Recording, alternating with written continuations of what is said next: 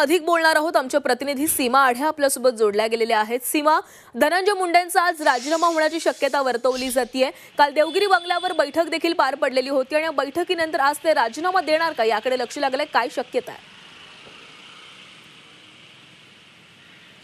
प्राची, खरं तर राजकारणातली सगळ्यात मोठी बातमी म्हणावी लागेल आणि धनंजय मुंडे यांच्या राजीनाम्यासंदर्भात जी मागणी डिसेंबर महिन्यापासून सुरू होती त्या संदर्भात आता खरोखर सरकारी पातळीवरती आता खलबत होताना आपल्याला पाहायला मिळत आहे आणि धनंजय मुंडे यांचा राजीनामा जो आहे तो निश्चित मानला जातोय।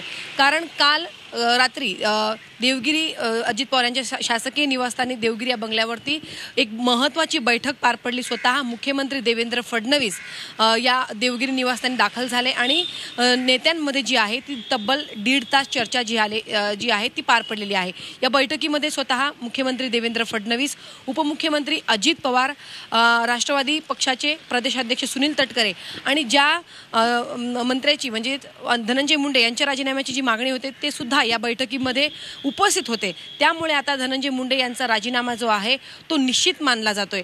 खरं तर अर्थसंकल्पीय अधिवेशनाच्या 2 दिवसापूर्वीच SITने चार्जशीट दाखल केली आणि त्या चार्जशीटमध्ये वाल्मिक कराड हेच मुख्य सूत्रधार असल्याचं सांगण्यात आलं आणि वाल्मिक कराड हे धनंजय मुंडे यांचे अतिशय जवळचे व्यक्ती मानले जातात।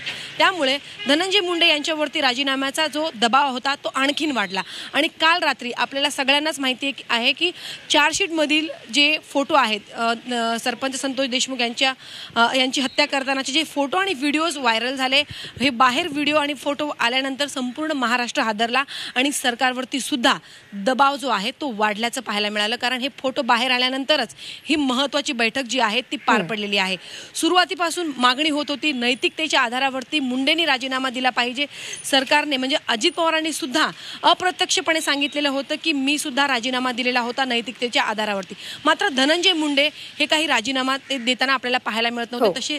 तशा प्रकारची घडामोडी सुद्धा सरकारी पातळीवरती घडताना आपल्याला पाहायला मिळत नव्हत्या। मात्र आता आपण बघतोय की मुंडे यांचा राजीनामा जो आहे तो निश्चित मानला जातोय। कारण कालची महत्त्वाची बैठक जी आहे ती देवगिरी या निवासस्थानी पार पडलेली आहे। सरकारवरती सुद्धा आता दबाव वाढल्याचं आपल्याला पाहायला मिळत आहे। कारण कालचे फोटो बाहेर आल्यानंतर महाराष्ट्रामध्ये एक वेगळी संतप्त प्रतिक्रिया जी आहे ती उलटलेली आहे। त्यामुळे आता सरकार आता कुठेतरी मुख्यमंत्री स्वतः आता एक पाऊल पुढे करत या संपूर्ण चर्चेनंतर जो आहे मुंडेंचा राजीनामा जो आहे तो निश्चित मानला जातो। त्यामुळे आज घडणाऱ्या घडामोडीकडे महाराष्ट्राचं लक्ष असणार आहे। मुंडे यांचा राजीनामा आजच घेतला जातो का या बैठकीनंतर हे पाहणं नक्की सीमा। तर आज घडणाऱ्या राजकीय घडामोडींकडे आज संपूर्ण महाराष्ट्राचं लक्ष लागलेलं आहे। त्यामुळे नेमकं काय घडते याकडे आपण पाहणं महत्त्वाचं ठरणार आहे। धन्यवाद तुम्ही दिलेल्या सविस्तर माहितीसाठी।